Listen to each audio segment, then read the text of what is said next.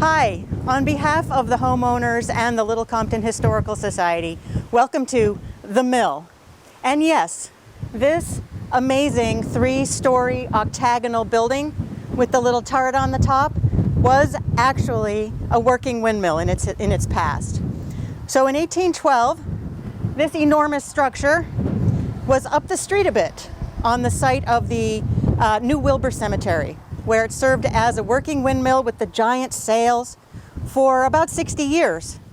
It then, to get out of the way for the cemetery, moved across the street, where it was the most overbuilt chicken coop in Little Compton. And then finally it was purchased to become a part of a summer house and moved here, where the rest of this beautiful house was built around it. The main architect on this project was a man named Sidney Burley, who was a Little Compton native and an artist, and he and a colleague designed the house to incorporate the windmill. And the interior was also seen the hand of Sidney Burley, who was an artist. So when you go inside, you will see the most amazing plaster work you have ever seen. Tinted plaster, carved. There are sailboats carved out of plaster. There are birds flying in through the outside, it looks like.